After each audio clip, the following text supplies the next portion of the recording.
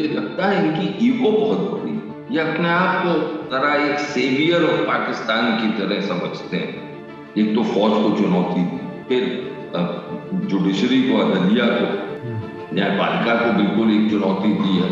शख्सियत देखते हैं, तो व्यक्तित्व देखें तो वो पीछे हटने वाला नहीं। पाकिस्तान के पास परमाणु हथियार है और कोई भी महाशक्ति या कोई भी देश नहीं चाहता है कि पाकिस्तान, जो मैं कहता हूं कि सोमालिया के रास्ते।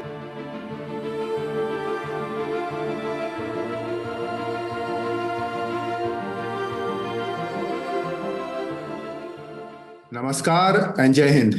संवाद में आज का विषय है पाकिस्तान और उसकी वर्तमान राजनीतिक अस्थिरता है, और इस विषय पर संवाद के लिए हमारे साथ जुड़े हैं एम्बेसडर विवेक काटजू, जो अफगानिस्तान और म्यांमार में भारत के राजदूत रह चुके हैं। संवाद में आपका स्वागत है एम्बेसडर काटजू। काटजू साहब, पाकिस्तान को अगर देखा जाए तो it seems to be a nation which loves existing in a crisis. कभी राजनीतिक अस्थिरता, कभी पॉलिटिकल अस्थिरता, कभी मिलिट्री टेक ओवर, कभी कोई भी सरकार जो है अपने सामान्य 5 साल पूरे नहीं कर पाती है। तो इस पे मेरा प्रश्न आपसे ये था कि is there a fundamental flaw, मतलब कोई मूलभूत इसमें कोई समस्या है इनके पाकिस्तान के गवर्नेंस सिस्टम में, जिसकी वजह से ये अस्थिरता वहां रहती है, या जिसको कहा जाए जस्ट प्लेन बैड लक? देखिए, मेरा मानना है कि जिस सिद्धांत पे पाकिस्तान बना वो सिद्धांत ही गलत है, और अगर बुनियाद गलत देश की, जिस विचारधारा पर वो आगे बढ़ा, जिसको वो 2 नेशन थियरी कहते हैं, मुस्लिम लीग की 2 नेशन थियरी थी, आज के दिन नजरिया पाकिस्तान के नाम से जाना जाता है, और पाकिस्तान की सेना जो है वो कहती है कि हमारा कर्तव्य देश के की जो बॉर्डर है उनकी ही सुरक्षा नहीं, लेकिन नजरिया पाकिस्तान की सुरक्षा। तो मेरा ये मानना है कि अगर खमीरी खराब होगा तो रोटी ठीक बनेगी कैसे? तो इसका, क्योंकि हम जो हमारा देश है, जो पहले भारत, जो पहले आप मानिए जो जो पूर्व पार्टीशन के पहले, बंटवारे के पहले जो भारत था, वो एक डाइवर्स देश है। उसका उसका राष्ट्रवाद धर्म के आधार पे नहीं हो सकता। अगर हम धर्म आधार माने राष्ट्रवाद का, तो फिर जो भी देश बनेगा उस आधार पे, इस हमारे जो कि पहले जम्बू द्वीप कहा जाता था हमारे पुराणों में है, उस अगर धर्म का आधार माना जाए किसी भी पॉलिटिकल यूनिट का, तो वो चल नहीं सकता, उसमें अस्थिरता ही अस्थिरता है।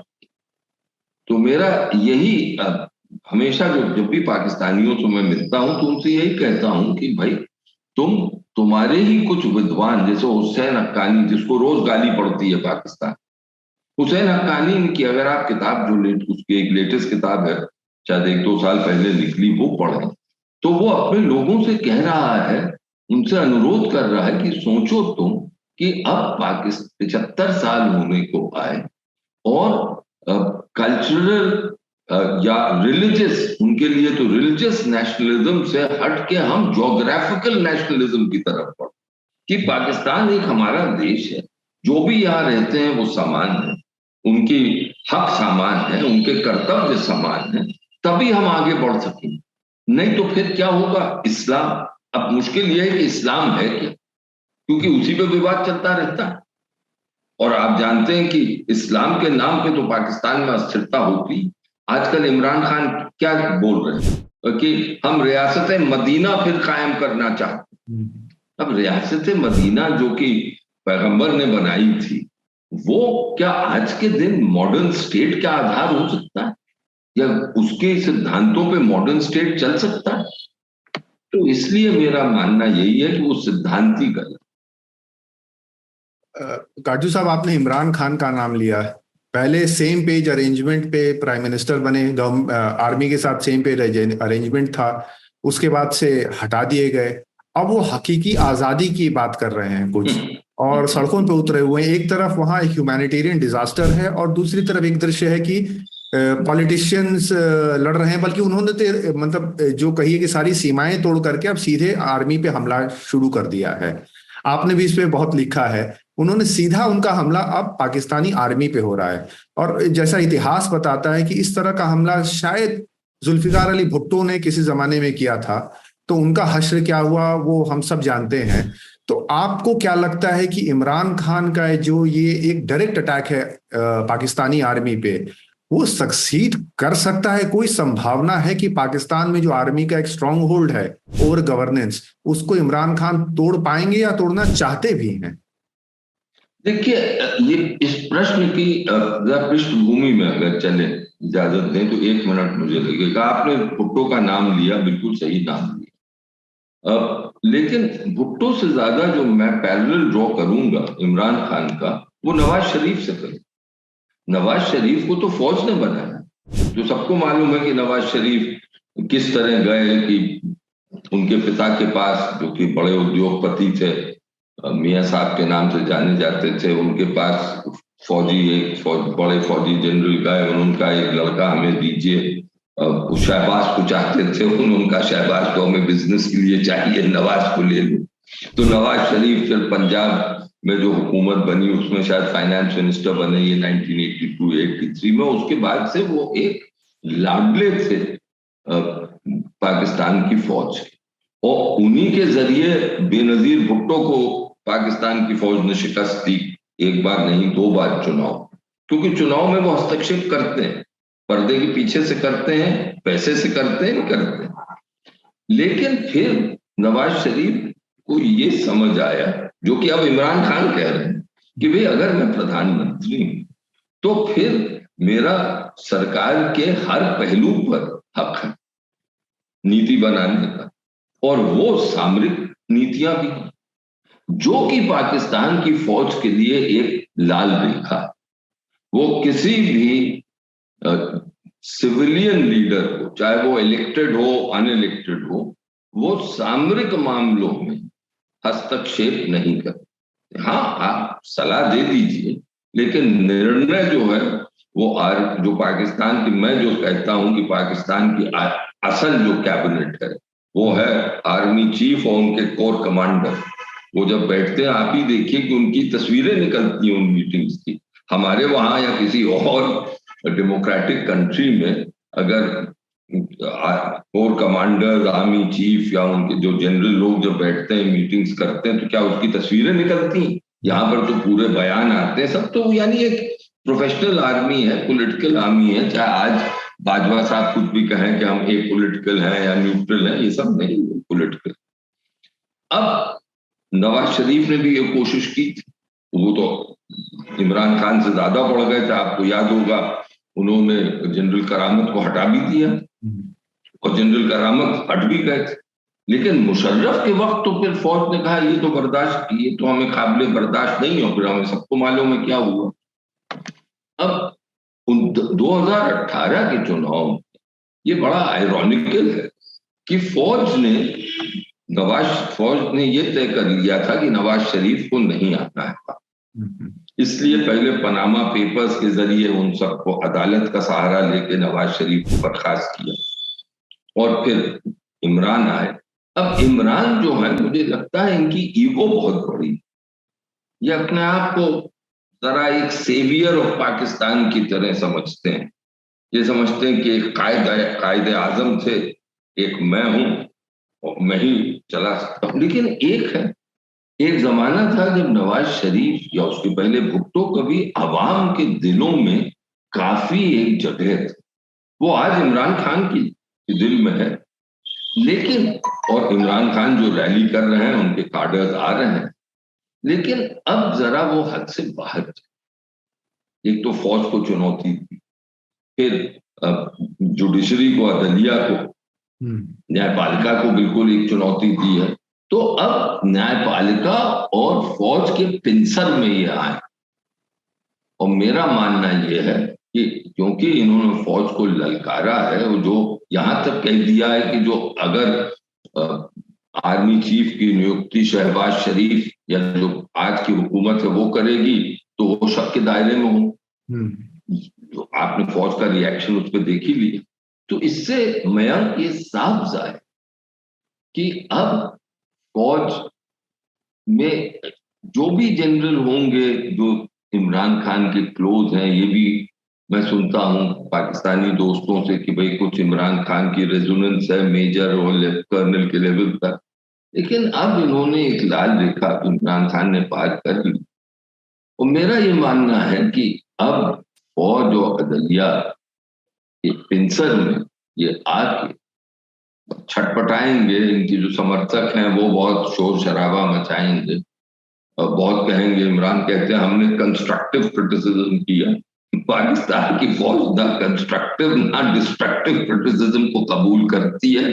वो साथ कहती है कि तुम अपने दायरे में रहो, कोर्ट कचहरी के मामले तय करते रहो, लेकिन सामरिक मामलों, भारत नीति जैसे न्यूक्लियर नीति, अमेरिका के साथ नीति, चीन के साथ नीति, ये हम तय कर, क्योंकि हम ही देश के असली रखवाले हैं।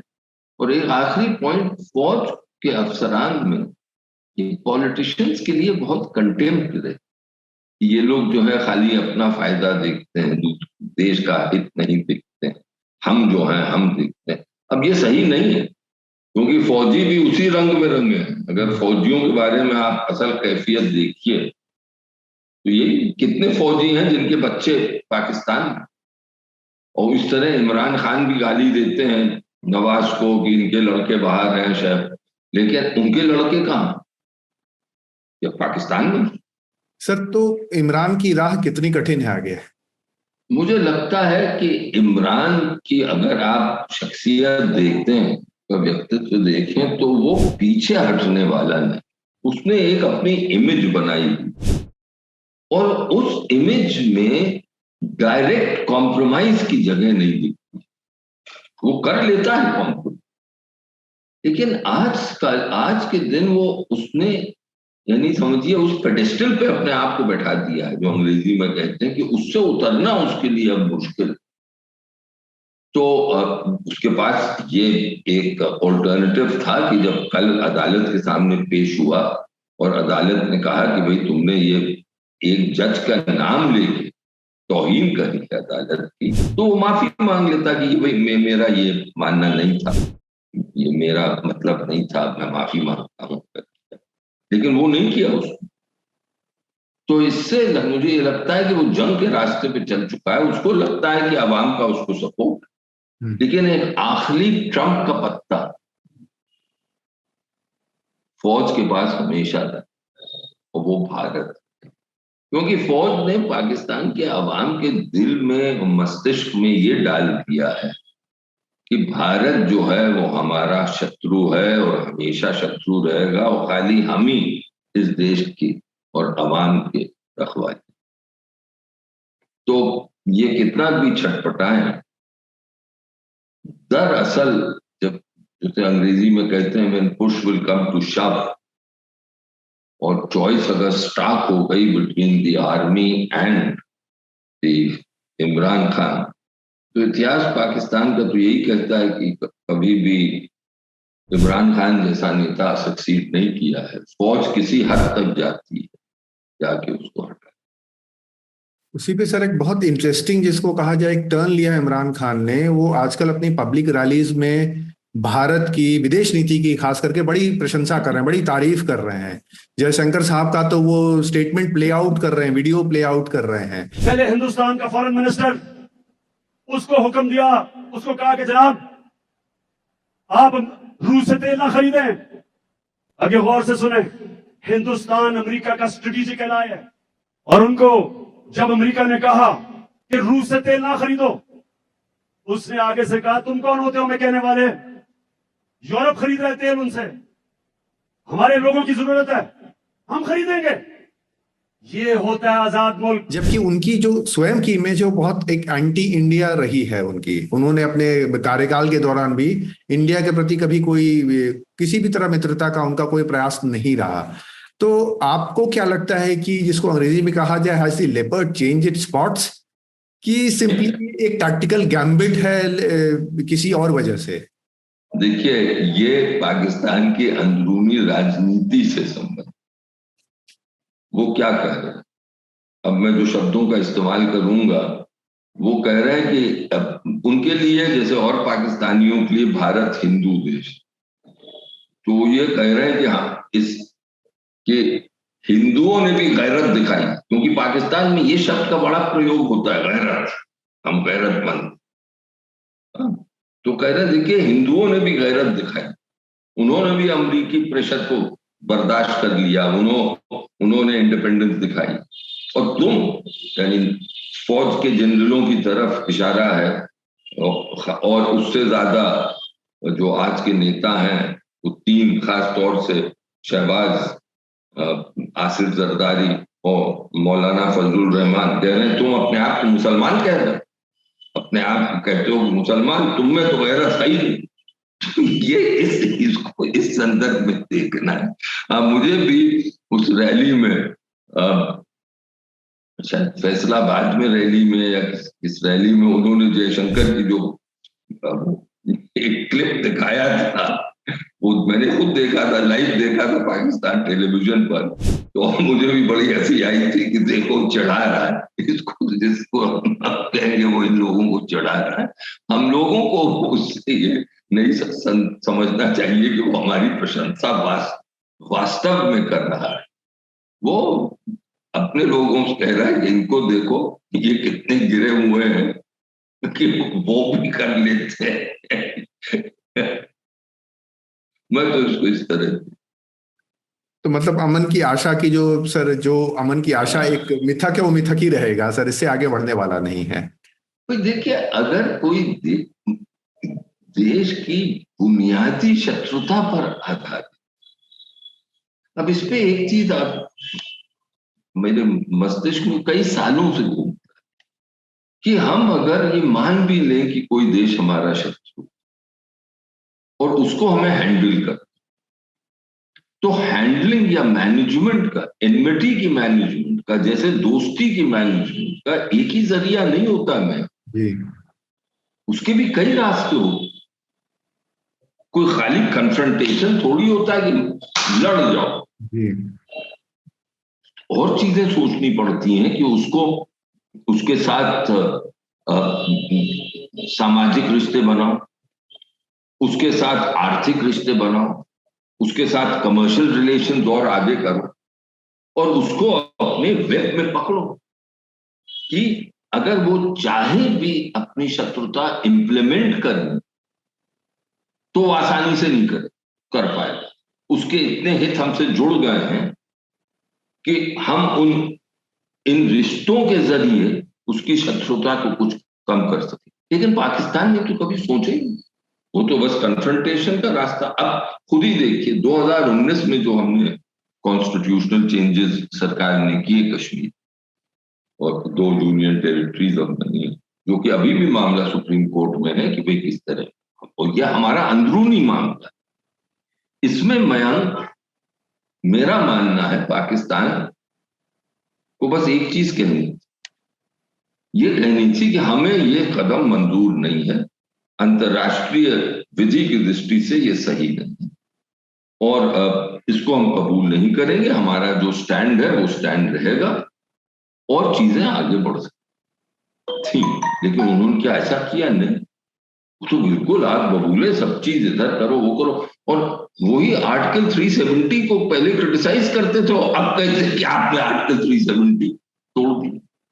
तो इसका मेरा ये कहना है कि हमें इस रिलेशनशिप को मैनेज करना पड़ा, और जब तक कि पाकिस्तान में वो हुसैन हक्कानी की बात नहीं मानी जाए, जिसकी मुझे अभी कोई गुंजाइश नहीं थी, तब तक मयंक मुझे लगता है that a normal relationship which we all want. I think every Indian leader has aspired to have that kind of a relationship. Modi ji ने भी किया, कितना बड़ा रिस्क इन्होंने लिया मोदी जी ने 2015, वो पहले अगर आप उसको देखें, पहले वो शायद वो उफा की स्टेटमेंट थी, जॉइंट स्टेटमेंट, उसमें जो शर्तें थी उसमें कंसेशन दिए, जुलाई 2014 की जो नवाज शरीफ के साथ।